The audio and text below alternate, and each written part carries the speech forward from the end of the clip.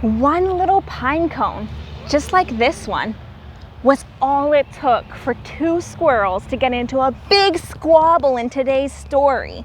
It's called The Squirrels Who Squabbled. A squabble is just another word for a fight or an argument or a disagreement. And usually a squabble happens over something small, something that's not that important, something that they shouldn't really be arguing about or mad at each other about. But these two squirrels look very angry and they got into a squabble over a little pine cone, just like this one. So let's see what happens and let's see if they're able to resolve their squabble. The Squirrels Who Squabbled. In a towering forest where summer had been, the leaves turned to gold as a cold wind blew in. And as autumn arrived with a sky raging red, the sleepiest creatures got ready for bed. While up in a tree swung a flightly young squirrel, who everyone knew as Spontaneous Sorrel. So his name is Spontaneous Sorrel. I wonder why they call him spontaneous. Now, most foresty folk had seen to their need through the plentiful months of mushroom and seed. They had built up their stores so that they'd all be well fed through the foresty winter that glittered ahead. So most of the forest animals and most of the squirrels had stored up bunches of food and berries and nuts for later, for the winter, because in the winter, there's not as much food to be found. So they have to save some so that they have food during the winter months. Let's see if Sorrel saved food for later.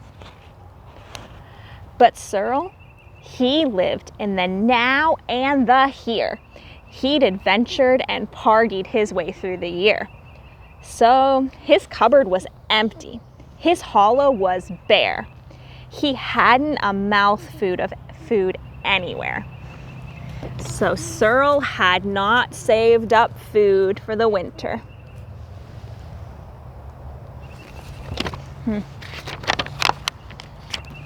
But wait, what's that? Over there, take a look.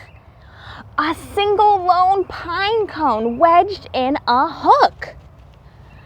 He squealed with delight for a very good reason, for inside were the very last nuts of the season. So inside of that pine cone were nuts. And Sorrel really needed some food because he had not saved up any food for the winter. But Sorrel wasn't alone. There were more hungry eyes. Yes, Plan Ahead Bruce had his sights on the prize. So there was another squirrel. His name was Plan Ahead Bruce, and he also wanted the pine cone. I wonder why his name was Plan Ahead Bruce. Though he'd gathered fresh treasures of every sort, Bruce was convinced he was one pine cone short. "I simply must have it," he wistfully cried, as he dreamt of the fresh, juicy pine nuts inside. See, Plan Ahead Bruce had saved up a bunch of nuts and food for the winter, but he decided that he needed another one. He needed that pine cone. So Sorrel set off on his way off the ground. Bruce, he was also last pine cone bound. They sprinted and they scurried with no time to gamble. They scratched at the bark in their scampering scamble. But their panic and haste shook the tips of the spruce, and the pine cone, it trembled. Then it came loose. Both squirrels gave a chase at a lightning pace. It was the start of a wild, nutty race.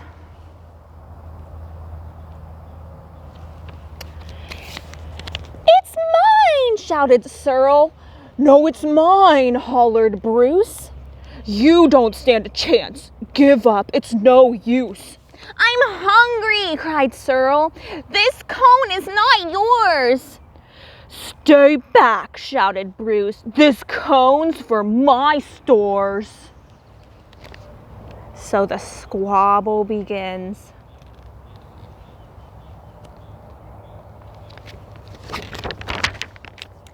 It boinged and it over bushes and it flew through the air. It banged on the nose of a slumbering bear. It bounced over boulders and then it came to a stop. Then teetered and wobbled and quivered and plop.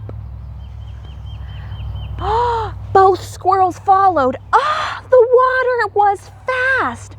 Would they learn that they needed each other at last? But each was intent on how he could win, so they didn't quite notice a bird swooping in. Squirrel and Bruce, they watched in dismay as their cone disappeared up, up, and away. "Come back!" shouted Squirrel. "There are nuts!" exclaimed Bruce. But all hope was gone. It was simply no use. And meanwhile, they drifted right up to the ledge. Greed, it was driving them over the edge. Squirrel and Bruce had taken a fall. They were paying the price for wanting it all. They'd squandered their chances to team up and share. Would their nutty young hopes simply end in despair? My goodness, they fell over the edge of the waterfall. Bruised and bedraggled, they swept past dry land. Squirrel grabbed at a branch with a trembling hand.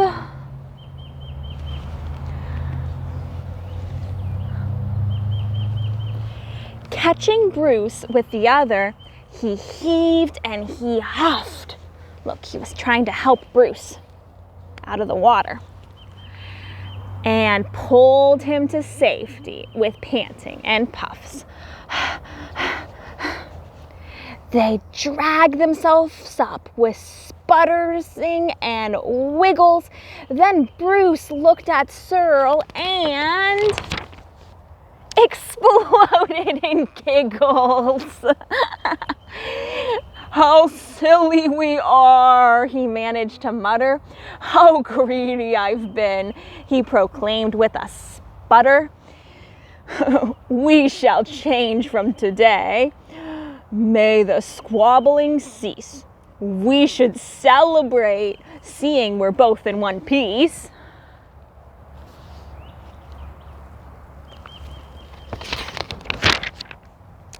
From that day and forward, they made a great pair. They would gather together and found they could share. Yes, Squirrel and Bruce. They knew that in the end,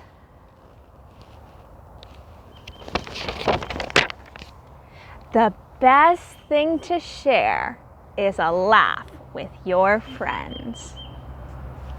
See, Squirrel and Bruce became friends in the end. And they ended their squabble. They decided to share what they had with each other instead.